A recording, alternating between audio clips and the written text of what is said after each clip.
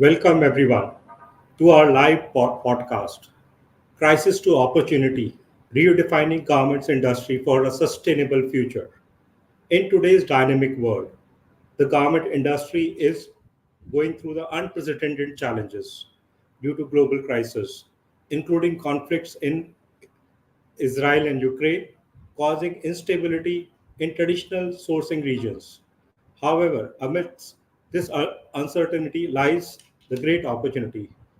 We'll explore how companies, both large and small, can adapt and thrive and make a lead shift towards the while remaining sustainability while remaining competitive. Today's panel of the industry expert will share insights on overcoming challenges like price competition, building a resilient, sustainable future for global garment industry. Let me welcome Mr. Neil Topiwala from D&M London Limited. Neil is CEO. He started this business in 2010 into Smart Supply Chain, a design house based in London, associated with major high street retailers and premium brands like based in UK, USA, and European Union. Prior to this, Lean was associated with the New World Fashion, Potic Gem, Gotai International, Fashionza, and Jenny Mode. We have another panelist, Rakesh Srivastav. Mr. Rakesh Srivastav, he's the Executive Director of VE Sourcing LLP, sourcing office of apparel for buyers in EU, Australia, and USA. He's also associated as a mentor to garment companies. He's also member of advisory board in NIFT Gandhinagar.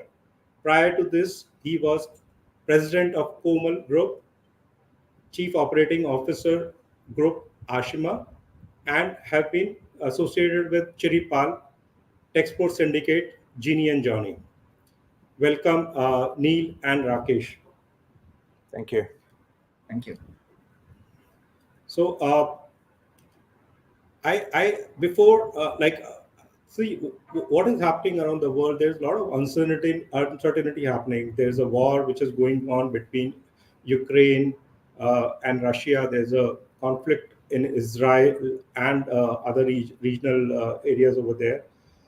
How have the ongoing global crisis, particularly the conflict in Israel and Ukraine, impact the garment industry, especially in terms of supply chain disruption and sourcing challenges? What do you think about it, Neil? Hi, good afternoon, everyone.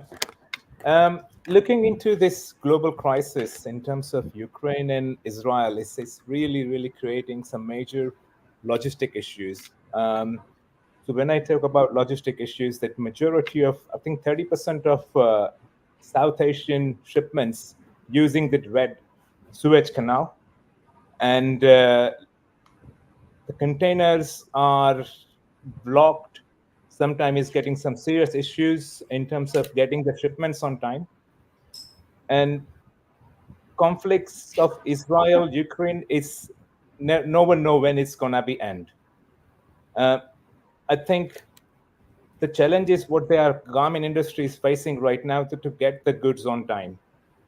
And looking into this situations, they are looking for a better resources towards Asia. Vietnam and India could have a good opportunity to take care of some serious disruptions happening in the market right now. Looking into the buyer side, buyer is looking more and more sustainability and looking into the opportunities. I think disruption will. I think, yeah, you're right. I think sustainability has been a challenge, and we don't know what will happen to the war.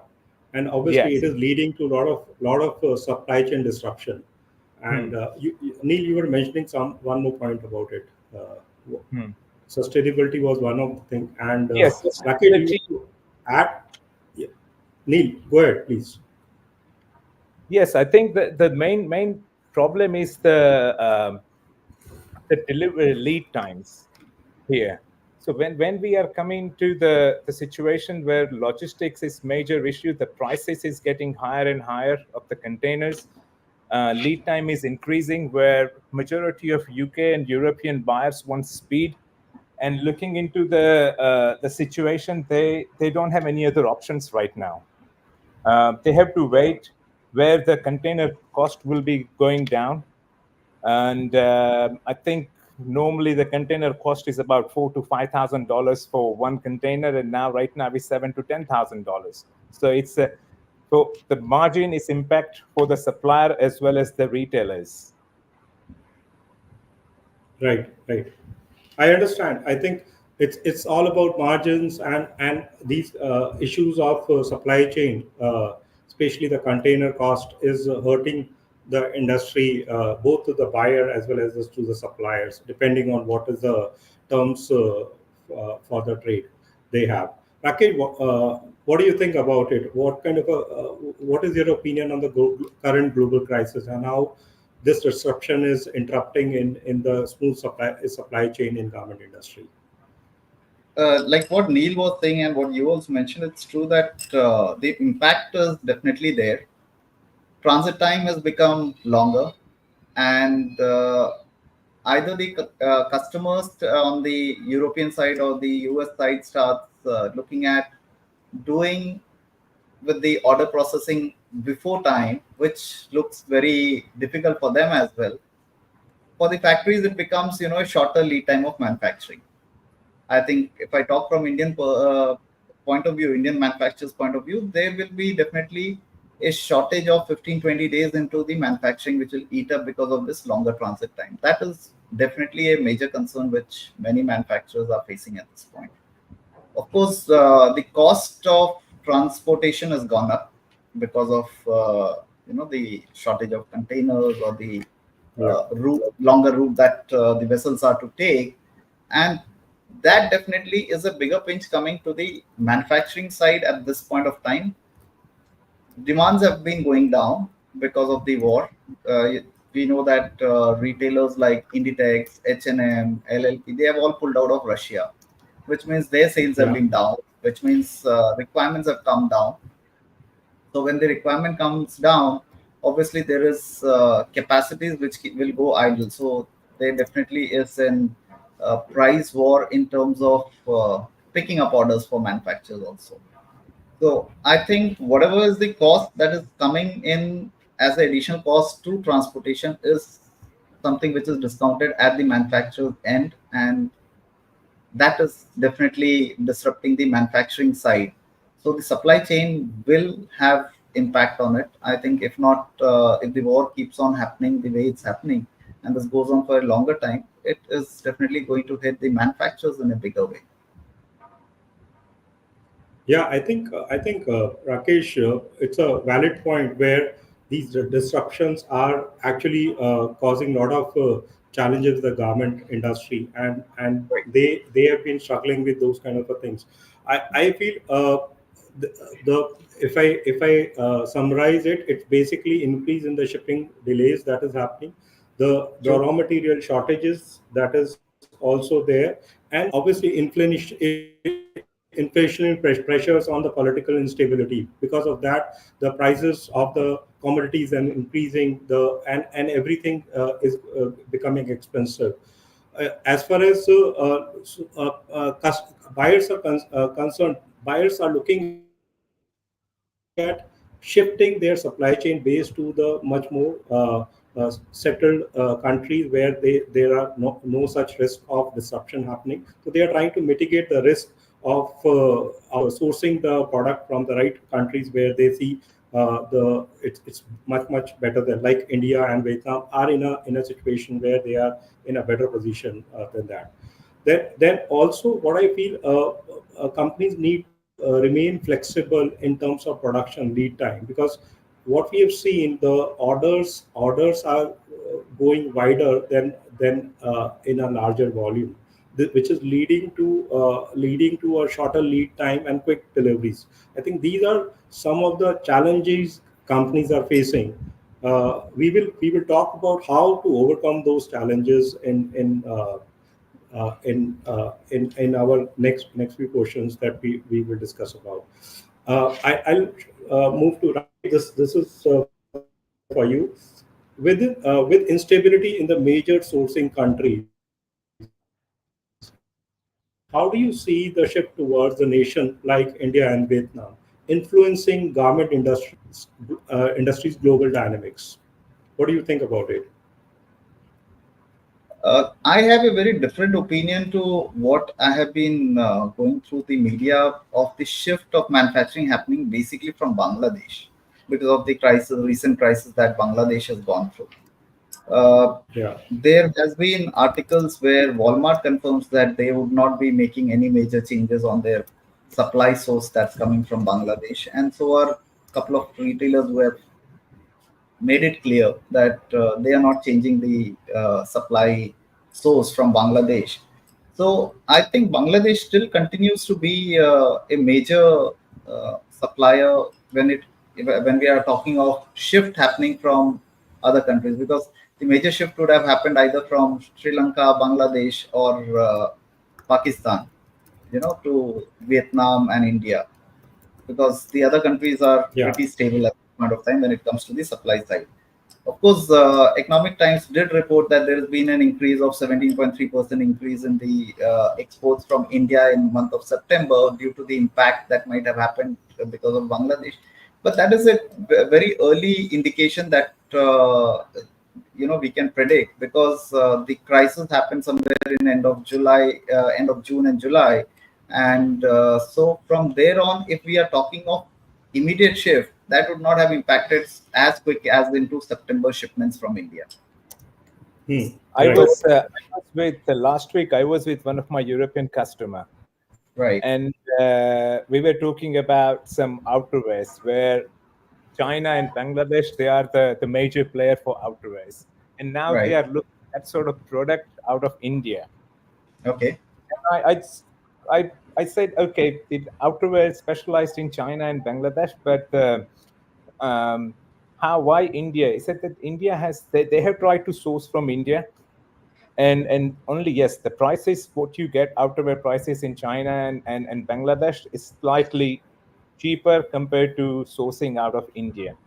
And then they say that we also wants to move some other production of Bangladesh to India, even though they are doing I would say 40% of their production out of Bangladesh. They say Hmm. the current crisis creating last minute issues. The first autumn winter collection supposed to be in a shop sometime in end of August, early September. It didn't happen, so they have to buy stock, readily stock, and they need to do their own label changing in Portugal. Okay. So yes, there are, I would say, there are some opportunities for Bangladesh. Probably India will take a very good advantage. Not only India, maybe Vietnam as well.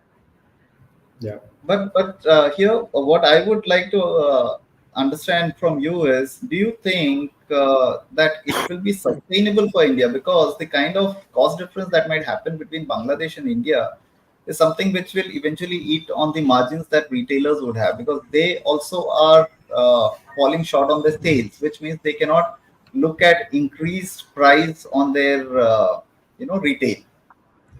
Yeah, you have a And valid. Yes, you have a valid point, Rakesh. But I think what I was asking the same thing, that would you be able to afford the prices? And he right. said, as far as India can compensate the duty-free benefit, we are okay with it. And somehow in last 18 months, I have managed some Bangladesh core business to bring it to India. Hmm. Of course, of course, I had to take care of 9 to 11% duty. Of course, I had to Yeah. take care of my margin as well. So earlier I was making 15 to 20% margin. I'm happy to make 7 to 10% margin. As far as we can move business to India, and everyone have a good night's sleep, rather than the last minute that, hey, we have got every 2-3 months some issues happens in a country, in especially like Bangladesh. But yes, Rakesh, there are some customers, they have a long-term commitments with like a big brand like Walmart, Yeah. Inditex, Mango, H&M, but they cannot. It's not easy for them to shift the production even from Bangladesh to any country. That's right. No, even what we have seen, I think even the manufacturer give a uh, definitely a priority treatment to the important customers. Then compared to a smaller one, they will try to work not like they will try to make happy Walmart and H&Ms of the world, and they will try to just see how they can best service the other customers. That's also the prioritizing of the shipment within the organization that has been happening. But what I have seen, I think even though where Bangladesh is an important country and it's difficult to ship production from Bangladesh because you have a duty element to Europe and Canada. You have challenges related to uh, labor cost in India or the other countries. India is little expensive than Bangladesh in terms of conversion. So obviously it is not easy to ship base. But what we have seen, India is much more stable country when compared to Bangladesh, and because of issues in Pakistan and Sri Lanka, a lot of orders have shifted to Vietnam also, especially the sportswear and the shoe manufacturing that has been shifted to Vietnam, quite a bit of it, which has been witnessed in last 1.5 to 2 years time, right? Uh, I think there are three main areas that I had seen these things can be overtaken. One is like obviously the political stability is the important for that, and India and Vietnam offers that kind of a thing. The infrastructure is getting better day by day. Definitely, the ports, the connectivity between the factories and the port is getting better day by day. And obviously, increasing multi-country sourcing is helping these countries to actually align. Like you may not be just dependent on India, but definitely India and Vietnam, or India, Vietnam, Bangladesh can be a good mix for the companies to strategize their buying or sourcing needs. And obviously the government in these countries are quite active. They are helping manufacturers with some kind of an incentive, which is like production linked incentives and other schemes which they are coming up, which is helping these garment manufacturers to compete or to offset some part of the benefit which Bangladesh has compared to India, right? Okay. Yeah. So, I think so what I was trying to add on to this is, see, today, of course, we are looking at this crisis as an opportunity, which is something which I think from the manufacturing side, people have to do away with and look at building their capabilities where they're able to compete beyond these kind of crisis opportunity. So, when we talk of the crisis that's existing, of course, I'm not talking of the market crisis that's happening because of the war on the western part of India, but the crisis that happened, let's say, in Bangladesh or what happened yeah, sometime back in Sri Lanka, these Sri are Lanka. definitely opportunity on which is sustainable for India. So, if India has to perform, there has to be ways to perform beyond looking at these crises happening around India from the manufacturing side.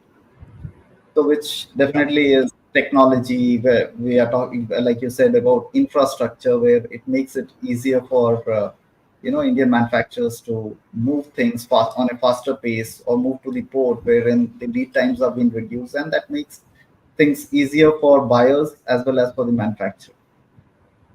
Yeah, absolutely. I think we can say the future of sourcing is no longer about cheapest option, but the most Correct. resilient one, right? Absolutely. Correct. Yes. And Neil also mentioned about it that even though he's getting a hit on his margins, but he wants to have a good night's sleep at the end of the day. Otherwise, it's a difficult situation when it comes to delivering the order on time to the customers in the right quality, Right. right, Neil?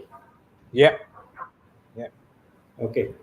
Uh, For the mid to large garment size companies, how can the current global instability become an opportunity? A lot of people are actually thinking there is a problem. We know there is a problem, but people are looking for some solutions for that. And many of the, especially the MSMEs, are still struggling to find a right solution for that. So as an expert, as one from the buying side and other from the manufacturing side, you've been in the industry for more than 20, 25 years now, each one of you. What kind of a suggestion that you want to give to the people? How do they overcome the opportunity? How they overcome the crisis and look at it as an opportunity in future? If Neil. you ask me in terms of the what buyers are thinking, the retailers are thinking, um, and manufacturing side opportunities are always there. Now looking into China or Bangladesh, if you ask them to make the smaller quantities, because anyone wants to move out from one place to another place, they cannot put bigger orders. So they want to do test order, trial orders, and looking into the trial order, uh, quantity would be very very small, where India should take that advantage to offer MOQ maybe less than what the MOQs are with the fabric suppliers. I think then working on that, perform on those smaller quantities, gain the confidence from the customers that yes, India can perform on a smaller quantities and make a organic growth with the same customers. No, absolutely. That's No, what I think I think what you have mentioned. See, every customer would not like to burn their hand with a larger volume order. They would definitely test the manufacturer with a trial order and test it for a few months before they place the larger orders. I think it's a valid point. Rakesh, what do you think about it? How? China and Bangladesh is not helping on smaller orders. They always want bigger orders. Yeah.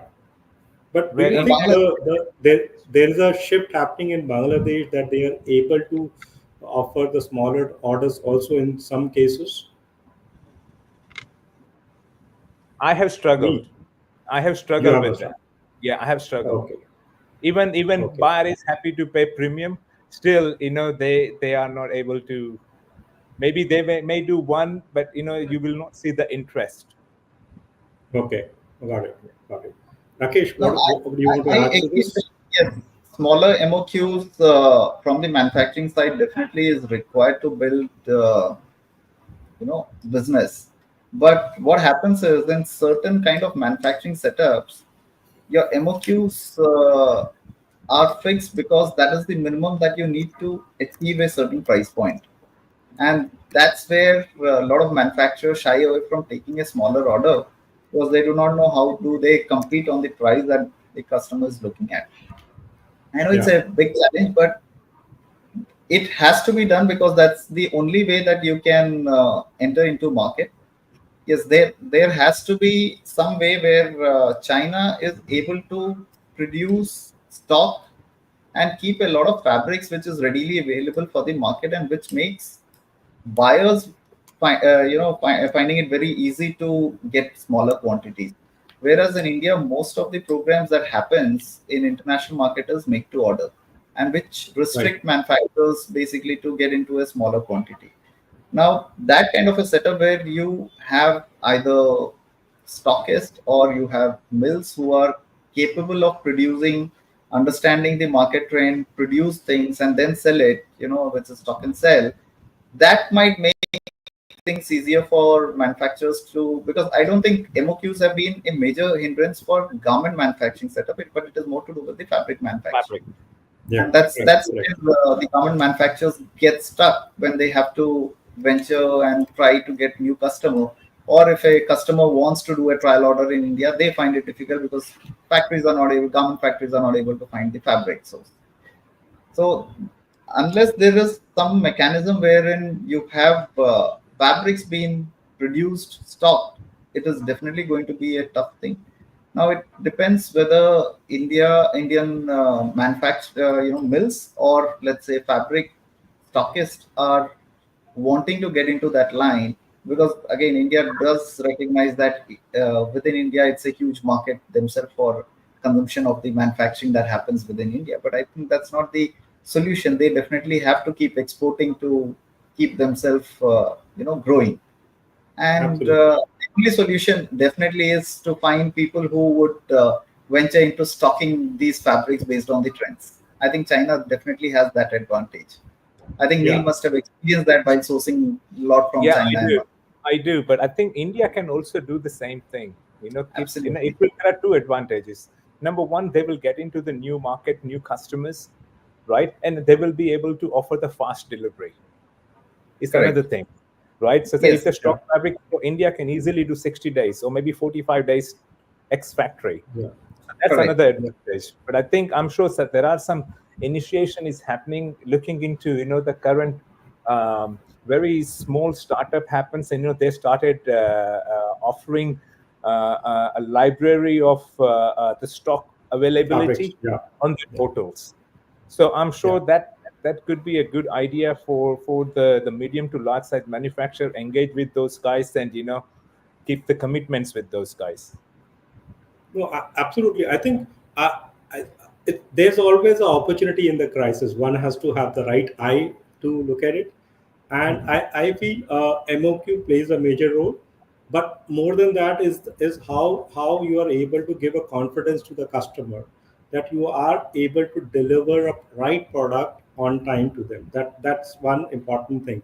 So buyers are happy working within India and Vietnam just because they can see a lot of political stability and confidence in the market. But definitely, on the other hand, people have to come to that level where they can actually hold the right trust of these customers. I think one important thing what we are missing at the moment over here is the digital transformation, which is happening because in this fast-paced age, the digital transformation plays a major role in the companies to reduce the lead time, to have the real-time information, and to ensure that there are correct linkages between the supply chain from vendor to the factory, and within the factory the sharing of information, availability of the information within the factory, because last minute surprises also takes away a lot of days to overcome those challenges, right? So digital transformation definitely is also important.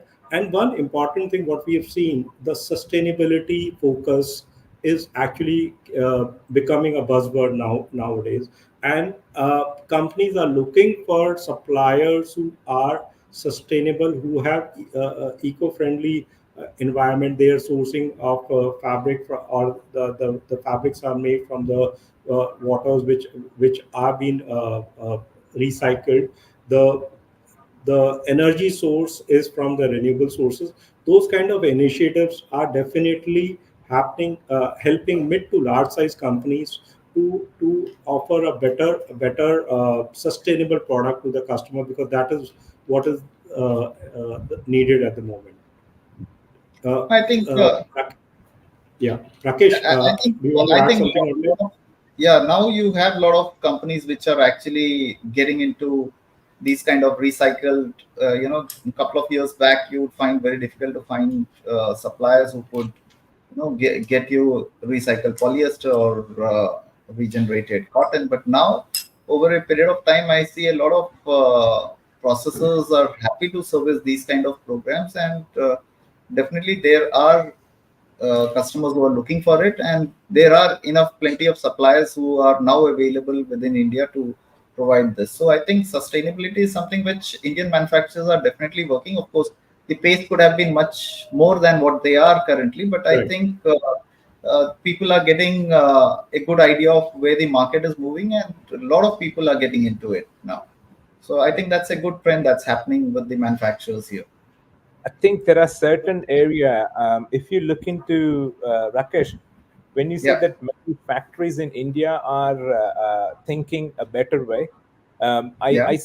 I seen 80% of manufacturers in Tirupur. I never been to Tirupur before, but last 3 months I made it 2 trips Okay. because I see a very good potential of some of the US customers, which is the production is moving out of China.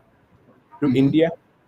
And when I see their full setup, vertical setup they have got, it's amazing. They are everything in house, and they Right. are, I would say, 80% of factory. They are fully sustainable. I would say they are Right. using green energies. Their carbon footprint is very well controlled. They are providing the datas and everything.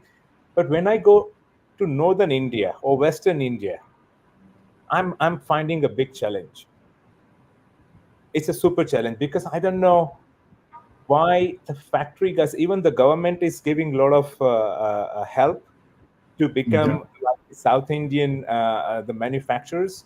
But yeah. in if you say in Delhi NCR, in Western, like in Gujarat, Ahmedabad, Surat, I am I'm not that happy that the way they progress they are making in terms of sustainability. See, I am looking at And it Rakesh, as the country. you work quite a bit in Gujarat. I think, why is it so that Neil sitting in London and thinking about it that South Indian companies are much more like carbon they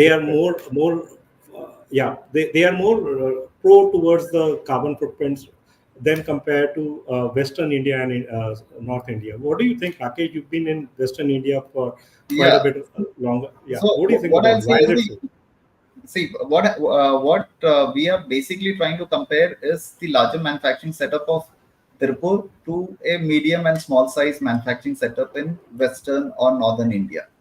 But when we look at larger companies like my previous company also, they had themselves been invested into windmills and power production for windmills, getting into solar energy and things like that. So I think the larger ones are definitely doing that. But yes, Tirupur has got it's basically garment manufacturing driven, and you have larger setups of garment manufacturers over there, and so the numbers might be higher, but in terms of percentage, when we start calculating on that, I don't think across India, Neil would find that percentage wise, out of the bigger size, the number of percentage who have engaged into these sustainable things, they will be good in number. So what happens is where you have smaller and medium size companies, they find it cost wise because there is an investment involved right from the beginning onto these things. So they might not be at a situation where they would be able to invest at that time. So Tirupur has been into garment for many, many years, and there are a lot of large companies at this point of time. Yeah, and let me. I think government also has a very favorable policies when it comes to power subsidy or even the green energy is Absolutely, and concerned. that's there Yeah, existing everywhere, including in you know Tamil uh, Nadu. India, even in Gujarat for that Yeah, matter. yeah. I don't think It's government has there. Only thing is people have to take more initiative to absolutely. The go for larger one green finds it energy. easier to take initiatives. The medium and small takes time to take such decisions because there are investments involved. So wherever there is a capex, I think that becomes definitely a challenge for smaller companies. But don't you think the Absolutely. government is giving any special grant to those factories? They do, So they do, they do, they do, they do. they do. They have MSME loan. They have like a green and recycle energy subsidies available. So those things are available. Only thing is, I think lack of awareness also, or even the interest also. Sometimes I would say is I also agree. keeping them behind because a lot of people want to do it but they may not know the right sources. If they know the right sources, they shy away from the initial investment which is there. So I think it's a mix of situation, but I think the transformation is happening it, and in next 2 to 3 years you would see much bigger numbers in western and northern India are adopting to these kind of things. May not be the very small factories, but definitely a mid to large factories are aligning to those kind of requirement. Okay, let me move to the next very important topic, which is like the price. The price, because what happens when there's a lack of order, there's a situation involved of the crisis happening like war and instability in supply chain. The price plays a major role in that, right? And as the price competition intensifies, especially during the times of uncertainty, how can a larger garment companies ensure they stay competitive without compromising on the quality or the sustainability? Neil, what do you think about it? Um, See, the prices is always an issue, even if it's the larger order or the smaller order. Here, I think the commitment, if the manufacturer receive the commitments from the buyer saying that okay, we will be booking this quality for all year round, um, and every season we will change the shapes and everything and colors or prints or any designs. In that way, probably manufacturer can see that okay, they have got 500 machines, so okay, the 30-40 machines will monthly will be utilized for particular that customers. That sort of commitments, if a buyer can do with the suppliers, then they can really compete Bangladesh. And Okay. I am preparing some of the factories right now.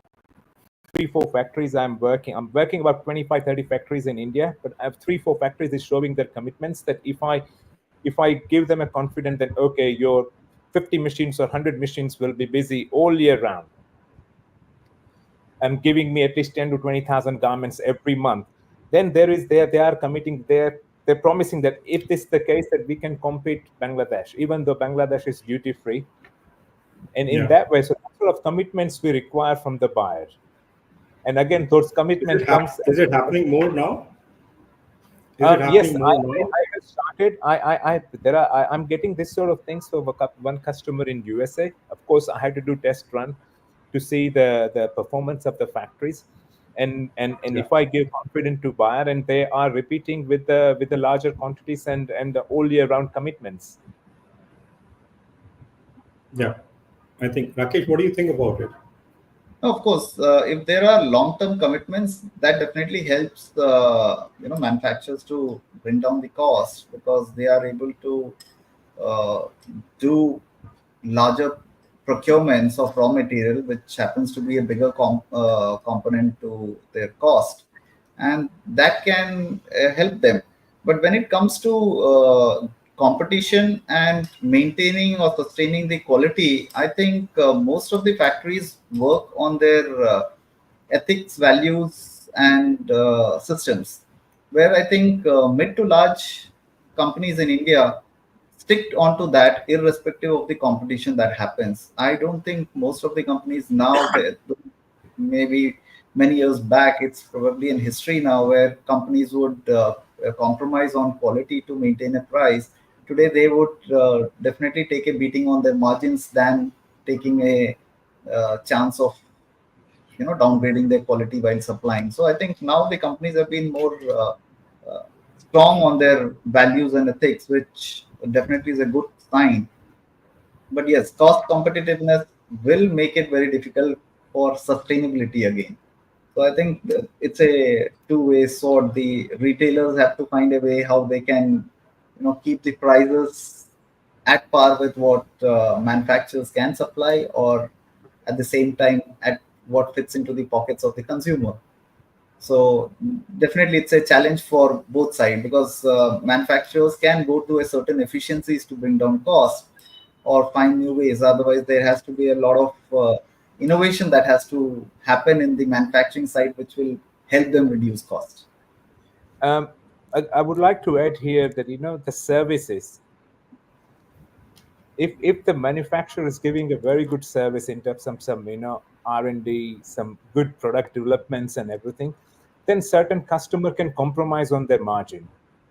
The consistency of service and the design developments and the how fast they can produce, because retailer buyer are sending one style developments to 10 different factories, maybe two three Yeah. Absolutely. different regions. First come first serve. Who is the reliable, who is the competitive, and who are giving us always the good product. Because sometimes it's hit and miss. Sometimes when you make the first proto sample, it's not necessary that proto sample will come as per buyer requirement. Right. So new supplier, say buyer is receiving five different suppliers, same style, and one supplier is very reliable, slightly expensive. Second suppliers, they are very fast in product development, but they may not have performed on the production. So all those aspects, buyer has to look into it, and of course they compromise where they see the value of the supplier, and then probably they can renegotiate the price. And I think the competitiveness also play a very good role here as far as supplier is giving the good services. I agree. No, I agree. absolutely. Yeah, Rakesh. That definitely is there. Yeah, that definitely is there. I have seen a lot of clients ready to pay you a price provided your services are extremely good, Yeah, whether be it with regard to your development or with regard to being transparent. Even transparency is being yeah, paid off pretty well by customers. If you're yeah, transparent on keeping them updated on what's happening and how it's happening, and ensuring that the timelines are being met, because nobody wants to have loss of sales. So if you're ensuring those kind of things, then I've seen clients ready to pay you extra for yeah, they will pay being. premium. Yeah, they will pay Yeah, premium too. Yeah, yeah, I agree. So, absolutely. I think what I would say, the price is a race to the bottom until you are able to bring the value to the customer. And value True. is in the innovation. Value is in the service that you're giving it. The value is in reducing the wastage that has been incurred. That is eventually being billed to the customer, and also leveraging the technology, what is needed in the times to come. How do you leverage the technology to improve your efficiency, the lead time, the productivity? I think and obviously India has a beautiful ecosystem of fabric, wherein like sourcing the fabric, maybe the reliability is a challenge, but definitely the fabric, because the different qualities of fabric which are available, from georgettes to maybe polyester to cottons to different kinds of fabric. It's not nowhere else in the world. I think so. India is in a unique position. Only thing is, how do we leverage that? That is the important thing.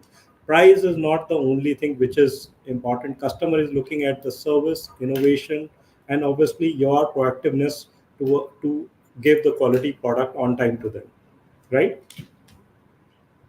I think on the MMF side, India still has a long way to go. Probably they still haven't captured a market which they should have. And internationally, we see there is a huge market for MMF. India is only focused on cotton for all these years. And that is one area where I think there has to be a lot of focus, where they can bring in a lot. Though we do a lot of fabrics, like you said, Georgette and chiffons and all those things. But when it comes to international market, they are still far behind than what China does. yeah, Absolutely. So let me move on to the new thing, which is like everybody is looking for sustainability, and it is increasingly becoming important day by day.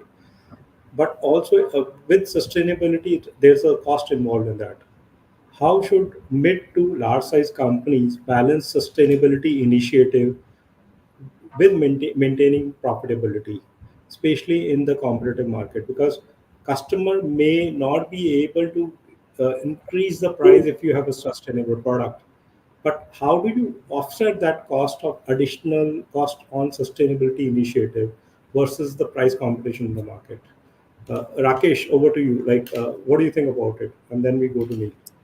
No, I think sustaining a cost, by doing all these things is not very difficult, because what happens is your cost gets apportioned by over a period of time. And any manufacturer have to look at it at a long term perspective rather than short term, because eventually the customers or even consumers are becoming very aware of what's happening on the manufacturing side, and they would want to buy products which have been manufactured at most ethical way of manufacturing, whether it is environmental sustainability, social sustainability, and things like that. So I think if any manufacturer is looking at a long-term perspective, I it's only a matter of time before they will have the payback on whatever they're investing today on producing those kind of product with environmental friendly or social sustainability process. So I don't think they should look at it as a cost, but they should look at it as an investment at this point of time. And a long-term investment, that is more Absolutely, important. absolutely. Yeah, not absolutely. No, you cannot just offload the cost onto one or two orders. You need to Yes. look at least 3 to 5 years of horizon to actually balance out that cost or investment which is on sustainability. Neil, what do you True. think about it? Looking into the sustainability right now, out of say 10 brand, I would say 5 or 6 brand they are very very conscious. Okay, looking into those brands and looking into the global sustainability targets, which everyone in every country has to sign a deal with the global environmental things. In next, I think 18 months to 2 years time, new heavy duty regulations are coming, Okay. and any factory may not be able to ship the goods if they don't follow certain rules on carbon footprints and data transparency. So right now, Okay. I think say the 100 out of 100 factories in India, maybe 60, 70 factory probably will survive, and maybe 30 factory may have to shut down. Looking into the new regulations coming into place, and I think UK and European government have already signed the deal with the Asian manufacturers associations, and I think by 2026, every factory has to show their carbon footprint database and the roadmap that when they're gonna uh, what's their five-year plan, 10-year plans, and 15-year plans. If they show their 5 to 10, 15 years plan, they will be able to ship the goods to Europe. Otherwise, if the factory do not have that sort of interest and not doing it, they won't be able to do it. So I think from now, I think majority of factories already started looking into uh, these requirements, and government is also aware about this. Government is also putting a lot of efforts and investment plan for those medium to Okay. large size factories. Okay, I think Neil, you put it in a right perspective, because in times to come, the people need to align to the carbon footprint requirement, and businesses who align will stay in the game, and rest may have to change the courses or align to the requirement. I think sustainability is not a cost; it is an investment in future proofing your business. How do you actually align it? That is the most important thing. I think if you what Rakesh rightly mentioned, if you look at the long term perspective, these initial costs may be leveraged over the energy efficiency or waste reduction or a brand loyalty that you make over a period of time by doing those recycling and use reusable materials, which will eventually lead to the profitability, right? And obviously you are building a trust of a customer, and trust is the important thing. If by doing such taking such initiative, you are actually building a trust, and a long term trust will definitely lead to a little more margin when compared to the current situation where you might be facing a tight situation, right? Do you agree with Absolutely. this? Yeah, Absolutely. Yeah, yeah, Okay. absolutely. Okay. For MSME in garment industry, what are the most critical challenges they face due to the global instability, right? How they can position themselves to not only survive but also thrive. Need. I think with it's again it is a catch-22 situation. The earlier question, my answer is the same. That to survive for the future manufacturing, you must have your sustainability plan. That how you gonna what your factory requires. Where you gonna get, how you gonna do recycle the fabric, how you gonna upcycling it. The digital green passport, I don't know, we have mentioned this earlier. The full transparency barcode which have come in place with some of the brands like Zara, Mango, H&M. They are providing who made that garment. in a K label, or if you go to their website, you will see who made it. Earlier, it wasn't necessary, but now every manufacturers who supply to Zara or Zara Group or Mango or H&M, they have to disclose this information, and there is a QR code, and that QR Yeah, code will be mandatory for every brand in next 18 months to 2 years time. So looking into that things, the factory has to take some serious step to start thinking now that where they are right now and what needs to be done. absolutely, absolutely. I think, Rakesh, what do you think about it? No, I see. I think all these things are quite possible for the medium and the large scale companies to adapt very easily. But when it comes to small and micro companies, when we talk of MSME, of course, we are talking about a large chunk of small and micro companies. For them, it doesn't Yeah, seem to be easily affordable at at the current situation. So I think these companies need to strategize their market plans very carefully, because it's not that they cannot get into it, but then they need to, like you said, how do they sustain on a global competition when these regulations are going to be in place, and they will have to compete with the medium and large, and one day they have to also become a medium or large company. So I think they need to strategize their marketing plans very carefully over a plan of, let's say, 1 year, 2 year, where they gradually grow into it. And there is a learning curve which they should be prepared for. If they start looking at shortcuts and think that they would someday be able to be on the global map as a manufacturer of some good brand, it is going to be very difficult for them. So What yes, See, yes, what yes, I saying so. experience, what I have experienced to micro to small size factories. To Yeah, say, if I'm working with 10 factories right now in right, India, they're happy to work and they're giving me a very good price. right. But now when I say the sustainability and I want organic or I want recycled cotton, then they say, you know what? I'm happy with my domestic production. India market is growing so much in terms of domestic. So out of 10 factories, 7 are saying, Neil, I don't want to do export. I'm happy with my domestic business. And number one, they are not getting the price from European market, the price what domestic market is paying. And it's a it's less paying, right? business for them. Because sometimes, Yeah, if the delay, buyer can ask discount or they cancel the order after, if they have shipped on a LDP terms, goods are here and buyer is not taking. So that for micro to small size company cannot afford that sort of thing. So that's why they want to stay away with this export games where they requirements are very very high. So that's what I'm trying to say, that it all depends on what their strategy is on a long term basis, and they need to plan their marketing strategies today. If they want to be on the global map where they are one of the suppliers, Hmm.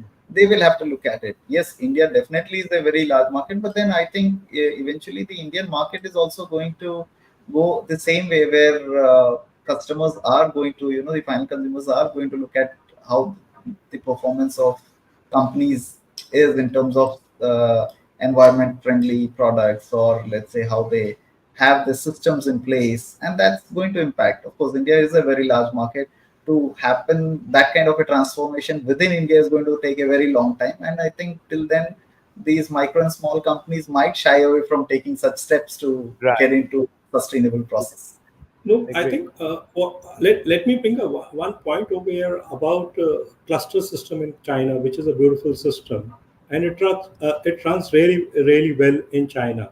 But India, somehow there are clusters. Obviously, there are fabric clusters, there are stitching clusters, but still, I think we are not at all at that level where China is. What is missing in China when it compared to, especially for MSME, when we talk about micro companies, they have potential, they can do smaller quantities, they can be committed on quality. But when it comes to linkages with the right fabric supplier and a committed supplier, they are struggling over there. And how they can collaborate with those kind of a suppliers and build a cluster system with the larger companies who are mills and the micro companies together can actually do wonders. What is missing over there? I think there are few cases where larger companies are creating clusters. It's not that there aren't any company, but then yes, the numbers are very minuscule when you compare to China. And I think one of the reason could be there is no collaborative effort, probably, Yeah. or it's basically few large companies have thought that that's a good way of doing it, and they would be countable ones in India who are into these kind of cluster manufacturing. But in majority, most of the companies do not think that, because it is also a commitment from their side to the manufacturing unit in the cluster that they are being fed with enough volume of orders, and those commitments probably larger companies are not willing to take at this point of time. I think that is one reason why clusters are not getting formed. I think a lot of larger companies have got into agreement with smaller companies to be their associate manufacturer, or have tried to build up certain region where they would have a couple of smaller factories supplying to them, but not sustainable, basically because they do not have continuous programs coming in, or they haven't got into any long-term contract with the buyers where they have some foresight into what kind of business they are able to provide to these smaller companies. So let me let offshoot of this question, because MSME is looking, many people, when I talk to them, they always ask how can I go global, right? And they are looking to go global.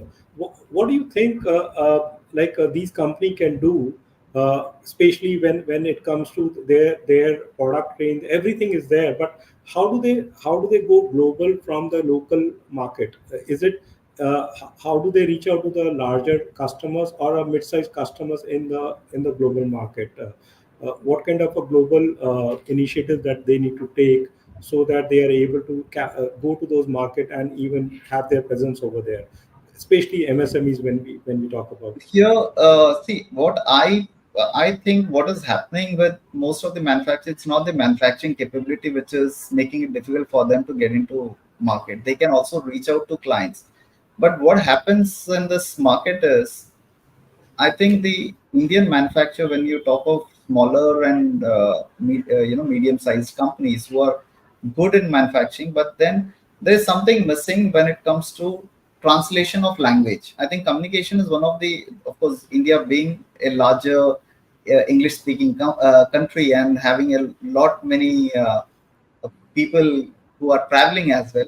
I think still communication is one area where I think they are not able to build customers internationally properly. It I, might be understanding their design, understanding the requirement, and understanding their timeline. So service definitely is one of the biggest factor which any client looks at, and that is where I think a lot of manufacturer lack when it comes to services. I think Neil will be able to tell us much more on yes, that, because service is something which he expects and how he gets it from his factories. I think that is something which he can definitely see say. Yeah, if absolutely. Yeah. if I'm working with another smaller company as a new factory, if I'm sourcing, they need to have a patience, right? Number one, that they never dealt with any export business, any development. So it's a lot of spoon feeding to get the right product out at the right time. Maybe we have, if I give them a 5 6 styles developments for one of my customers, and they only have experience of the domestic market, but they wants to go global. It takes a lot of efforts from my side to get the right product at right time. And even putting too much effort, I'm not able to convert that business, because I'm offering that factory, a new factory, to my customer, where I have a running business going on with three established factory, maybe one in Bangladesh, one in China, one in India. Now, I have to be very transparent that this is a new factory.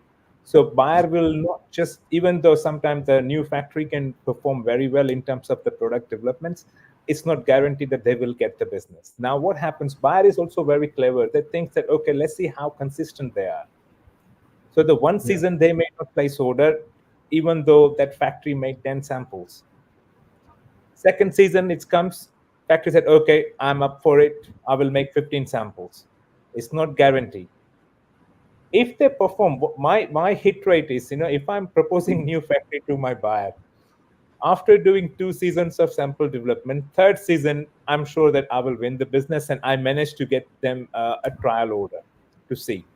And in that way, I'm building the relationship with the factory, building the confidence with the buyer, with the new supplier, working on a very small quantities, trial orders, and making an organic growth with the factory and the brand. This is the way, you can start going global, but it's not easy. It's not easy. I think India is in a unique position where craftsmanship in India is definitely their strength, right?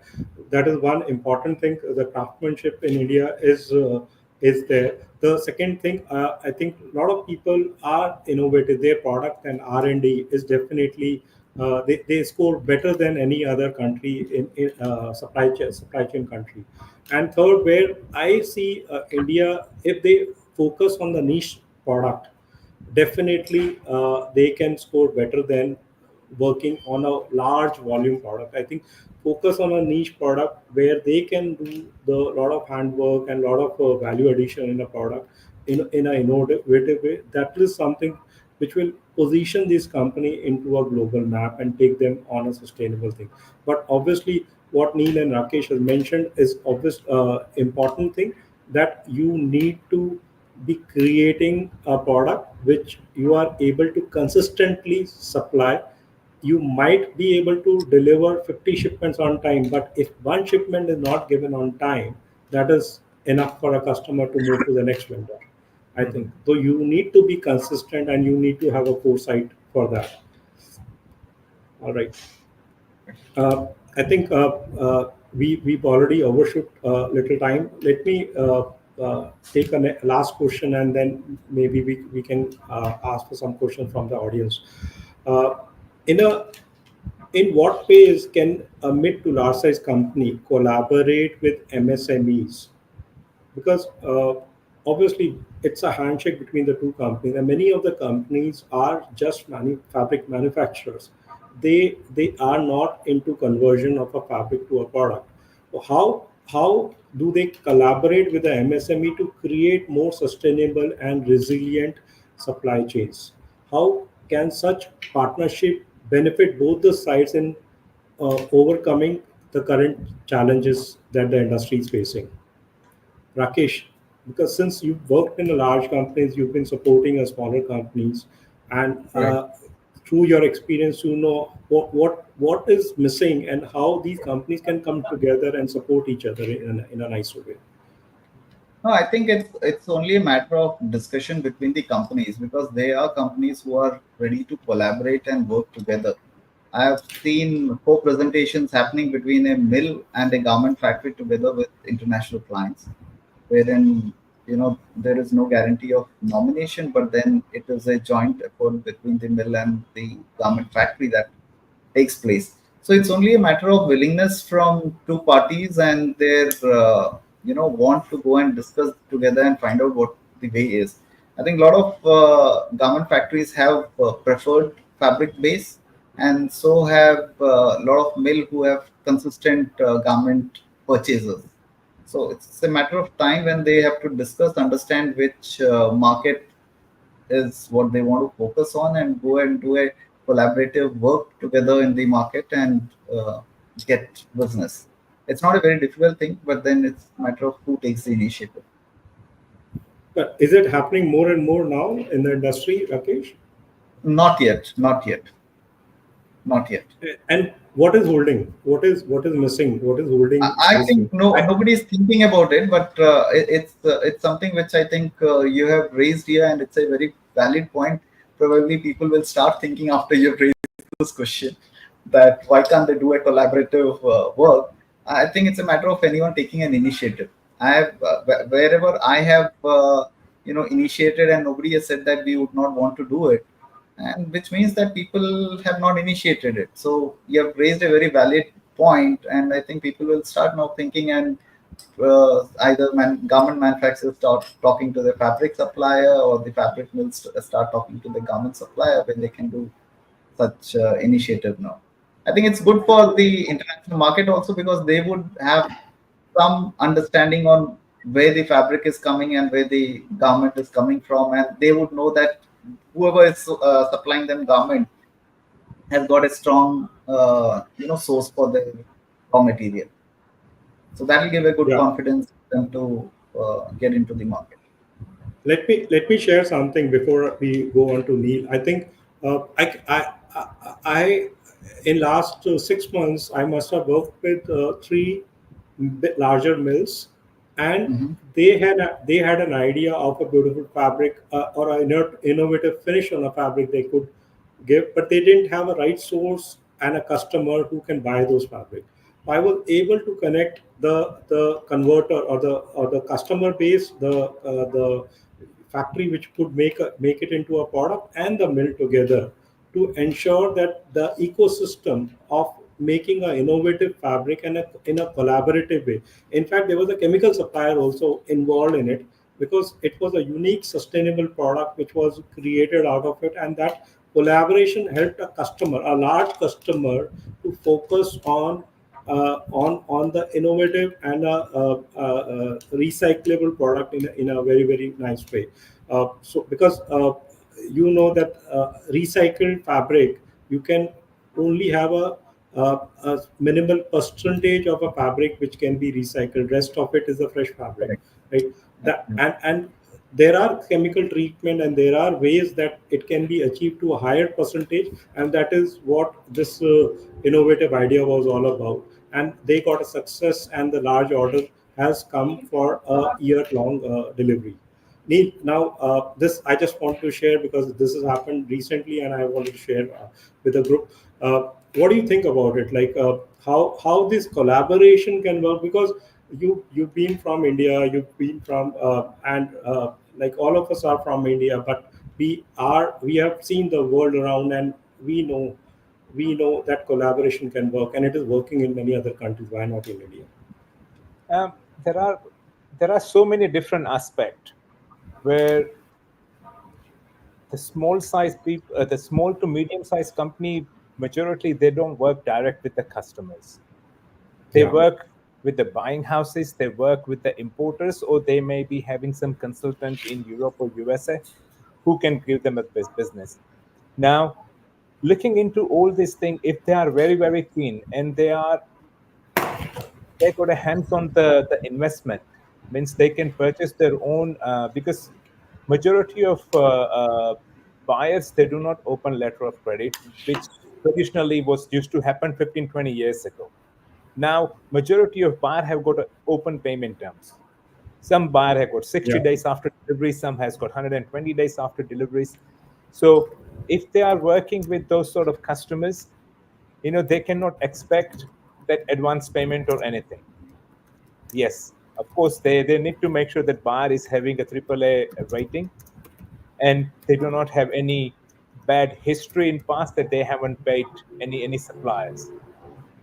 So if they match the buyer's payment terms working with the buying house or consultant or an agent, they can increase their business and they can become a right. global.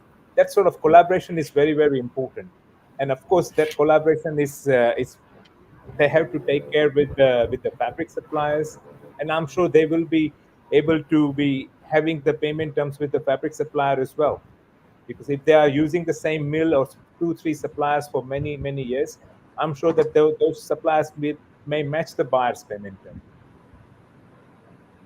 What do you Absolutely. I think? think Yeah.